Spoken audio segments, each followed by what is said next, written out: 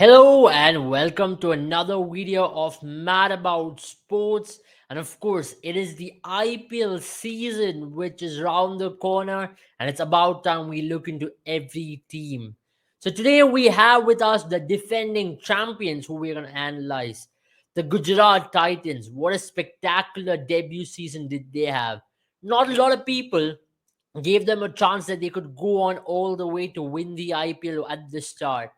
Now, in 2022, when Gujarat Titans came into the fold, there was a lot of skepticism as to what kind of squad are they going to be building for them to have a successful season. Now, there are two new franchises in 2022. One was definitely Lucknow Super Giants, which looked like a formidable unit on the paper, and in the other end of the spectrum, there was Gujarat Titans, who looked like they had a very good bowling unit, but definitely not a strong batting unit because there were a lot of youngsters. There were a lot of players who were inexperienced to play in IPL. Of course, players who may not have the T20 template. But what made them a successful franchise and what made them to win an IPL is something which we're going to talk about today. And we are going to be talking about this season, what to expect from them from the 2023 season. Can they defend the crown in playing at home and with Hardik Pandya having the Midas touch in his captaincy? Now, 2022 definitely was a season which saw a lot of rise when it comes to all-round performance throughout the IPL. And one thing which Gujarat Titans had in their offering was all-round performers. Starting from their skipper Hardik Pandya, starting then they had Rashid Khan, then you had someone like Rahul Tewatia stepping in. They had a complete all-round performer stepping in at different crucial junctures of the game. Let's look at the win-loss ratio to understand how did they go about it. Now, when we talk about a team like Gujarat Titans, they had only lost 3 games in the entire season. Can you believe it? Just 3 games, the entire IPL season, where they went on to play close to 16 games. Now that is a phenomenal stat to have, isn't it? Now that is one stat which you need to be having if you want to have a successful season. Batting first, they never had any issue batting first. They went on to bat first 7 times. They only lost two out of these occasions. And one of them came against Bangalore, yeah, when they lost by a margin of 9 wickets, where they were outclassed in that game where Virat Kohli went on to score. And other than that, they've not really been shaken at all, and especially while bowling first, that has been you can say that's been the stronger forte, because their bowlers used to restrict the opposition teams, and they always back themselves to chase a total from adversity. Now, which are the two games which comes into our mind, especially in Gujarat Titans chases? Now, if you guys remember, in that particular season, there were a couple of those games where you really felt Gujarat Titans were done and dusted. Now, you will all remember the game against Punjab Kings, where Rahul Tewatia scored two sixes in the last two balls to give Gujarat Titans that victory. It was 12 instead of 2, and of course, it had to be Rahul Tewatia's brilliance which came up to destroy Punjab once again. Another occasion which a lot of people remember is a game against Sunrisers in Bankhede, where Gujarat Titans were once again chasing a score in excess of 190, and Rashid Khan's pure exploits with the bat took them over the line.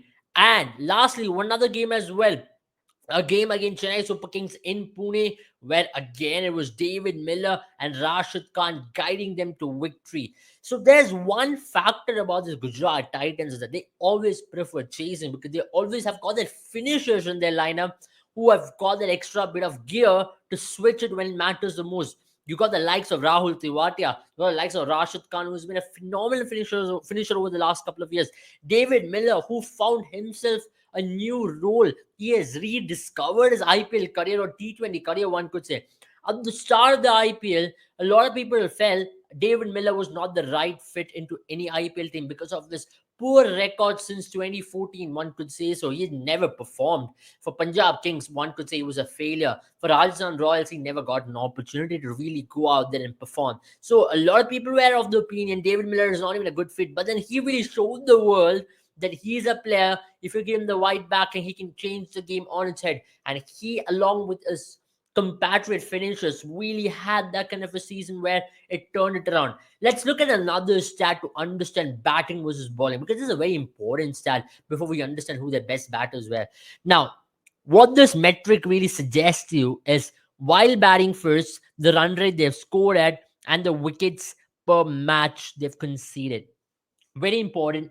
Now, the second is the bowling one. Bowling, the number of run rate they've conceded while bowling first, and the wickets per match they've taken, especially while bowling first. And the third metric is while batting third, while batting second rather.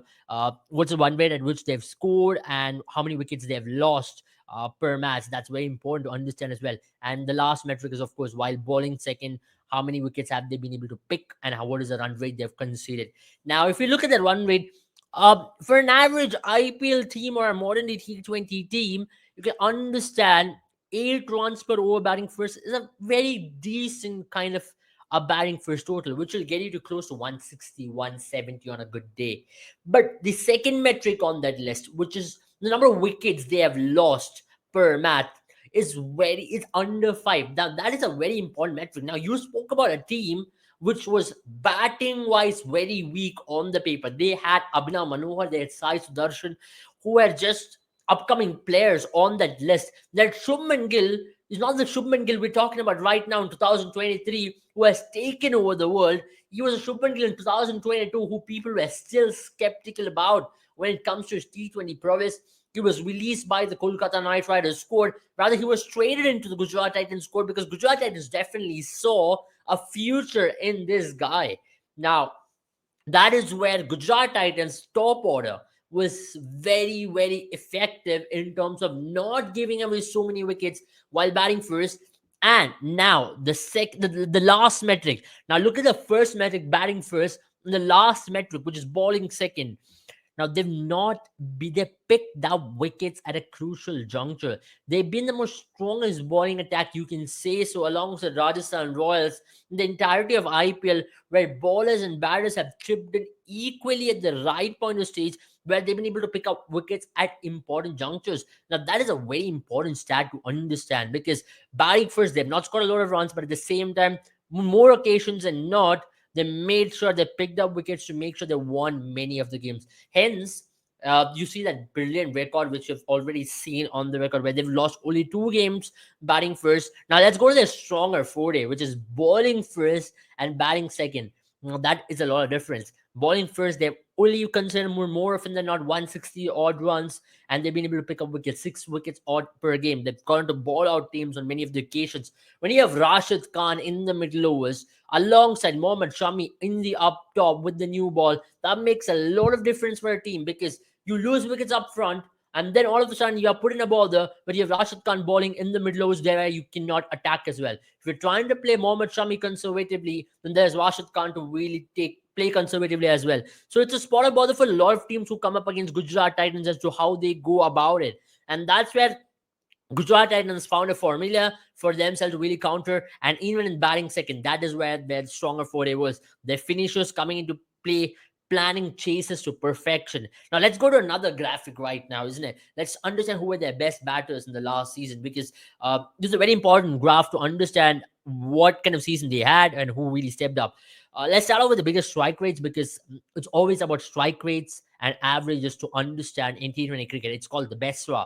Now, when we talk about strike rates, of course, Rahul Tewatia, 9 crore worth player. Was he really worth 9 crore? A lot of questions were definitely asked upon Gujarat Titans management when they got the service of Rahul Tewatia. But let's look at Rahul Tewatia's kind of impact he's had. The very first game against Lucknow Super Giants in Wankhede. It was a game where a lot of people thought Lucknow Super Giants were in the back foot for the majority of it. But in the second innings, Gujarat Titans were pushed to one corner. That's when the strike force or the power or the cool head of Rahul Tewatia stepped in to win them that game. And of course, everybody remembers that game against Punjab where he really single-handedly took Gujarat Titans over the line. So it's been different players stepping in at different positions. Now, everybody remembers the David Millers, the Shubman Gills, the Rahul Tewatia. But one player who's really had a very good season last time around was Ridhiman Saha. Ridhiman Saha was definitely not a sure starter in that 11 at the start.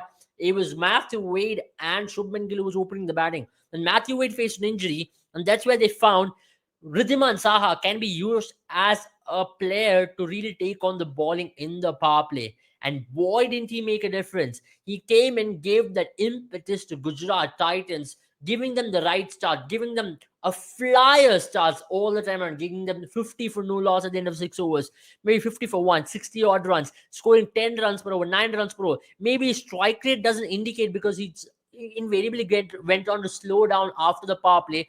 But as a power play batter in itself, he was a phenomenal player last season. And that's where Ridhiman Saha was used as a tactical player up top for the Gujarat team to really give them the starts, because after that they obviously believed that they had the power force to really take any team down with Hardik Pandya, with likes of David Miller, Rahul Tiwari, Rashid Khan, and that was their predominant strength as well. Now, who's another batter who had a phenomenal season? Now, we often talk about top order batters scoring a lot of runs, but last time around it showed why if you have middle order, you can always win you an IPL, because middle order is where it's gonna really decide a lot of things. Three of your middle order batters having a very good season. Among that, two of them, or one top order batter, and two of them having in excessive of 450 plus runs. David Miller, Hardik Pandya scoring in excess of 450 plus runs, with Hardik Pandya being the leading run getter for them at 487. But David Miller at 481, and Shubman Gill was on top of the order, who played some brilliant knocks when it required him to play. And look at his strike rate. David Miller struck at 142, scoring 481 runs, and Hardik Pandya scoring at 487 at 131. Hardik Pandya had a different role last time around, coming in at different positions, which we are not used to seeing Hardik Pandya coming in at number 3, coming in at number 4 at times. Maybe coming in at number 5 to take on the bowling attack. So that's why Hardik Pandya was successful. And when you have two of your batters scoring in excess of 450 plus runs, that really gives you that strength. Hence, you saw that stat. They had barely lost more than 4 to 5 wickets a game, even while batting first or batting second. And when you have Shubman Gill up top also giving you close to 500 runs, then you have three players giving you close to 500 runs. That makes a lot of difference. Now let's go to another stat. Now this is their strongest forte here, isn't it? Bowling stat. Everybody loves to talk about Gujarat Titans and who the best bowlers were. For a lot of people, you might wonder what this Gujarat Titans bowling is all about. Now, one of that name is not going to be featuring this year. That is Lockie Ferguson. I mean, a lot of people will say Lockie Ferguson is an underwhelming bowler this season, because Lockie Ferguson has been leaking a lot of runs, especially in a lot of matches he's played. In the one day series where he came to India, Shubman Gill, his former teammate in Gujarat Titans, took him to the cleaners. But now he has been traded off to Kolkata Knight Riders for a reason, of course. And also Gurbaz, who did not feature in the Gujarat Titans team, was also being traded to the Kolkata Knight Riders. Now, who has been that one player who's been very effective for the Gujarat Titans? Hardik Pandya. We've always seen one trait about Hardik Pandya with every team is captain. Now we talk about Team India and also Gujarat Titans, is that he likes to take up the responsibility. And what that made to the Gujarat Titans squad is that gave them six proper bowling options with Rahul Tewatia, Hardik Pandya, and at the same time, actually seven bowling options with Rashid Khan, Rahul Tewate, and Hardik Pandya as the all-round bowling options. But at the same time, dwell a lot of responsibility, divided equally. Hardik Pandya started bowling with the new ball, which was the biggest change for the Gujarat Titans team. When Hardik Pandya started bowling with the new ball, that gave them that leeway to try out some of the bowlers through the middle overs, making Lockie Ferguson to come in the depth and the middle overs, which gave them a proper structure. Mohammad Shami has always been effective in the power play. He will give you a wicket or two for sure in the power play. Hence, you see him pick up 20 wickets last season, and he was phenomenal there. You see the bowling attack. There's Rashid Khan at 19 wickets, who just went at 6.66 runs per economy throughout the tournament. And you have a Mohammad Shami who just went at 8 and picked up 20 wickets. And below that chart, a player who really rose to the stardom, or the player who really came up to the occasion, was Yash Dayal. At the start of the season, Gujarat Titans were trying to find their third seamer, third Indian seamer. They tried on Varun Aaron, they tried on Darshan Nalkande, but then they had to go back to one third seamer who they really felt can pick them wickets at the right time, and it was Yash Dayal. Yash Dayal stepped there for Gujarat Titans in some of the most important matches. Talk about the final, talk about the qualifier. He was always there picking up wickets up front, left time angle, coming and bowling in excess of 140 Ks, and really troubling some of the best batters out there in the league. So that was their find. And with Hardik Pandya chipping in with 8 wickets, Hardik Pandya did not go for a lot of runs. He was bowling with a really good pace, and at the same time, he was really controlling things up top alongside Mohammad Shami. Made them a very tough bowling attack to counter against, and hence one can say Gujarat Titans was a formidable bowling attack to tackle. Now, who was that one player who came into the lineup towards the latter end and who made a lot of difference? It was Sai Sudarshan. Uh, Across the Indian domestic circuit, one word which always goes around every season is why isn't Sai Sudarshan getting enough game time? He played for Chennai Super Kings. He never got an opportunity to debut there. He was playing for Tamil Nadu, and he was putting in performances week in and week out, helping them to Syed Mustaq, helping them to win. Vijay Hazare, he was right there and thereabouts. He's been a phenomenal bowler, both with the new ball and also controlling things through the middle. Sai Sai Kishore, rather, just for the mistake, Sai Kishore, who has been a phenomenal bowler for this Gujarat Titans, made a lot of difference once he started to pair up with Rashid Khan. There was an issue through the middle stages of the IPL where people really felt Gujarat Titans is an easier bowling attack to counter with, especially because there's only one spinner you have to tackle. Now, what that really did to this team is that they bought another spinner who's got a lot of experience, plethora of experience in the domestic circuit in Sai Kishore. And with Sai Kishore, one thing which you also get is that the batting depth. He might not be the most hardest hitter of the ball, but he can definitely handle himself with the bat if you give him that opportunity to handle. And that's where Sai Kishore's inclusion into that Gujarat Titans squad made them a formidable unit. Now let's talk about this season. We definitely did talk about what that season was all about. Now it's definitely a carry forward of what last season was for Gujarat Titans into the season. Ashish Nehra playing a phenomenal job once again. A coach who's very light-minded, a coach who really sees himself, can connect with players, who really gets along with players very well. The partnership of Gary Kirsten, Hardik Pandya, and Ashish Nehra has really turned things around for this Gujarat Titans squad. A very calm atmosphere where players are able to believe that they can go out there and do a job. Often we tend to forget a calm atmosphere in the dressing room makes a world of difference. We've often heard from the Chennai Super Kings dressing room how calm it is, how it helps players to go out there and perform well. Similarly, it's a very similar school of thought which the Gujarat Titans have adopted. We've all heard of Gary Kirsten's involvement in the 2011 World Cup for Team India, where he was the man who was making sure everything was handled very well. When you have two great managers and a great motivator in Hardik Pandya, that really helps to gel this team along very well. This season, they've definitely bought some important purchases. They've gotten Kane Williamson there, who people can believe is an important acquisition into this 11 as well. He's a leader.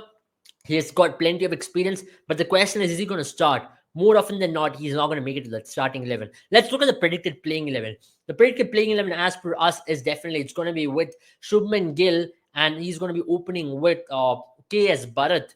And we are expecting Hardik Pandya to play at number 3, with David Miller at 4, Matthew Wade at 5, and at 6 will be Rahul Tewati, Rashid Khan, and Sai Kishore, Yash Dayal, Mohammad Shami, and Alzari Joseph. So this is our predicted playing 11 for the first few games at least. They're going to be playing their opening game against Chennai Super Kings in their home ground in Narendra Modi Stadium in Gujarat. It's going to be their second ever game they're going to be playing in the Narendra Modi Stadium. The last time around they played their home game was the final of the IPL where they went on to win. And of course, one player definitely loves playing in that ground. That is Shubman Gill. He's already scored a T20 century there. He scored a test century there in the Narendra Modi Stadium. And he's really adopted himself as, okay, I love this ground. I'm just going to go out there and express myself. Alongside that, the spinners are definitely going to love bowling in that wicket because it's square. Long boundaries are square. You can definitely get the most out of it if you're really going to bowl by setting up really good field on the square region. And opening game, you expect this lineup to be put up against the Chennai Super Kings barring any injury. Now, what are the chances of Kane Williamson coming into this lineup? If at all, if Gujarat Titans feel their opening batters, now they've gotten them. Now, I mentioned one name which a lot of people might not have noticed is KS Bharat ahead of Ridhiman Saha. Now, Ridhiman Saha has not played a lot of cricket over the last 1 year. Now, last match he definitely went on to play was the IPL final, and now you're talking about KS Bharat, who just made his Test debut, and a player who's definitely looking to go out there and make a name for himself. So KS Bharat is definitely going to be a sure starter for this team, and alongside that, there's definitely going to be Hardik Pandya, who will definitely be a full floater. He can play at number 3, he can play at number 4. If Matthew Wade, if you want to play him as a finisher, where he's been stronger suited that. If you remember the last season in T20 cricket, Matthew Wade was a force as a finisher. Whenever he toured India, even in the World Cup, he was a phenomenal player playing as a finisher. So Gujarat Titans would want to use their 4 finishers towards the latter end, and they'll tend to believe they can chase down any score. Now with Shubman Gill being at the peak of his past, now that's going to really give this Gujarat Titans squad a better look or a better belief than the last time around, with a lot of stability. And of course, their bowling attack with Rashid Khan, Shami, Alzhir Joseph, who's had a phenomenal season in South Africa recently, are all going to come into the are all going to come into the fore, and also Yash Dayal and also Sai Kishore as well. Now, this is the Gujarat Titans team for this season. Expect them to be a formidable team. Who are the players to watch out for? Very interestingly, we have picked up David Miller as the player to watch out for, because he is going to be the key at number 5 to change things for them. And also Hardik Pandya, because Hardik Pandya once again will have a lot of duties upon him. He is now the deputy skipper of the team, of the Indian team in the limited overs format, and maybe the skipper of Team India in the T20 format is a different man with a lot of experience now. And also Shubman Gill. This is going to be a breakthrough season for Shubman Gill, the player. If he goes on to have a season in excess of 500 runs, up top with the form he's shown in some of the finest batting decks in the Narendra Modi Stadium in Gujarat, expect him to really take down the world with his batting prowess. And also, Mohammad Shami is obviously there with his bowling brilliance and with the beautiful seam presentation which he gives. I hope you all guys enjoyed this video of Gujarat Titans. We'll be coming with all the 10 teams over the course of the next 10 days, as we are on a countdown to the IPL. Then the IPL starts in 10 days' time, as Gujarat Titans will be taking on the Chennai Super Kings. Do let us know in the comments what is your ideal playing 11 and who are your favorite players to watch out for from the Gujarat Titans. And obviously, can Gujarat Titans defend the crown? And also, do not forget to check out our courses. The link is in the bio. And if you're interested in tactical analysis, if you want to break down every team with what we did with data, understand we are always there to help you. Mad About Sports is your go-to forum. Check out our courses. We're going to definitely help you to be an aspiring analyst. If you want to be an auction table, because a lot of leagues are being formed across the world. So this is your opportunity to try out our courses. If you want to be a football analyst, cricket analyst, just try it out with Mad About Sports. Have a good time, all of you. Take care and see you all very soon.